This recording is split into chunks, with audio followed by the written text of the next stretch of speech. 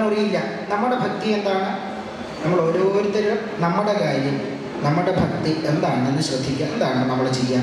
പാലം കടക്കുന്നത് വരെ നമ്മൾ വടിവൊത്ത അക്ഷരത്തിൽ അക്ഷരം തെറ്റാതെ വിളിക്കും, നാരായണ നാരായണ നാരായണ നാരായണ. പാലം കടന്നു എന്ന് ബോധ്യപ്പെടണം, വെറുതെ ചെയ്യില്ല. ബോധ്യപ്പെട്ടാൽ നമ്മൾ ആദ്യം ചെയ്യുന്ന പരിപാടി ആദ്യത്തെ അക്ഷരം മാറ്റും. എന്താ ചെയ്യുക? കുരായണ എന്നല്ല, ഭക്തിയല്ല. അതിൻ്റെ പേര് ഭക്തി എന്നല്ല. ഭക്തി എന്താണ്?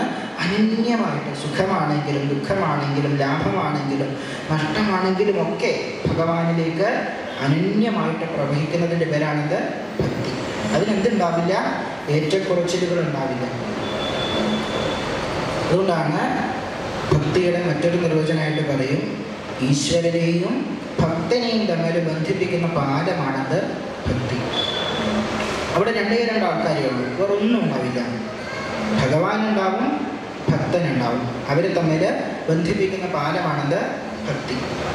ഈ പാലം നമ്മൾ നാമജപത്തിലൂടെയും ഉപാസനയിലൂടെ ഒക്കെ ഈ പാലത്തിലൂടെ മുന്നോട്ട് പോകുമ്പോൾ പാലത്തിൻ്റെ ദൈർഘ്യം കുറഞ്ഞ് അതേസമയം പാലം ദൃഢപ്പെട്ട് ഒരവസ്ഥ എത്തുമ്പോൾ എന്തായിട്ട് മാറും?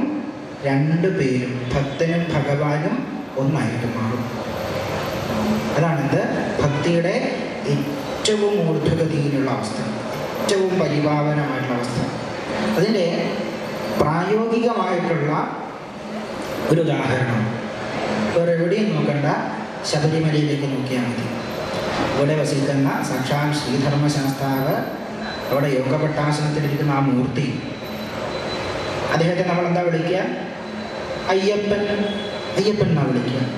ഇവിടെ നിന്ന് ഇരുമുടിക്കെട്ടുമായിട്ട് കറുപ്പ് വസ്ത്രം ധരിച്ച് ശരണം വിളികളുമായിട്ട് ശബരിമലയിലേക്ക് പോകുന്ന ഭക്തന്മാരെ നമ്മളെന്താ വിളിക്കുക? ശ്രദ്ധിച്ചിട്ടുണ്ടോ? എന്താ വിളിക്കുക? അയ്യപ്പൻ. ഇവിടുന്ന് പോകുന്നവരെ നമ്മളെന്താ വിളിക്കുക? അയ്യപ്പൻ. അവിടെ ഇരിക്കുന്ന യോഗപട്ടാസനത്തിലുള്ള ആ മൂർത്തിയുടെ പേരെന്താണ്? അതും അയ്യപ്പനാണ്. അവിടെ മുഴങ്ങുന്ന നാമം ഏതാണ്? ഒരൊറ്റ നാമമേ നമ്മളവിടെ കേൾക്കും. എന്താ? സ്വാമിയേ ശരണമയ്യപ്പ. എന്താ കേൾക്കുക? സ്വാമിയേ ശരണമയ്യപ്പ. അതെന്താണ്? അതും അയ്യപ്പനാണ്. ചുരുക്കി പറഞ്ഞാൽ ഇവിടുന്ന് പോകുന്നവർ അയ്യപ്പന്മാരാണ്, അവിടെ ഇരിക്കുന്ന ആ ചൈതന്യം അയ്യപ്പനാണ്, അവിടെ മുഴങ്ങുന്ന നാമം അതും അയ്യപ്പനാണ്. എല്ലാം ഒന്നായിട്ട് മാറാണ്. ഭക്തനും ഭഗവാനും ഒന്നായിട്ട് മാറാണ്. അതുകൊണ്ടാണ് സാധാരണ ക്ഷേത്രത്തിൽ പോകുന്നത് മാതിരിയല്ല നമ്മളെന്ത് ചെയ്യുക? ശബരിമലയിൽ പോവുക, 41 ദിവസം വ്രതമെടുത്ത് ഉപാസന നടത്തി ഭക്തിയോടെയാണ് പോകുന്നത്. ഈ ഉപാസനകൾ ഇവിടുന്ന് പോകുന്ന അയ്യപ്പന്മാരെയും അവിടെ ഇരിക്കുന്ന അയ്യപ്പനെയും ഒന്നാക്കി തീർക്കുകയാണ്. ഇതാണ് നമ്മൾ പഠിക്കുന്നത്. ഇനി ആരാണ് ഭക്തൻ, ആരാണ് ഭഗവാൻ, എന്നിങ്ങനെയുള്ള കുറച്ച് കാര്യങ്ങൾ ചർച്ച ചെയ്ത് നാമജപത്തിലൂടെ നമുക്ക് അവസാനിപ്പിക്കാം.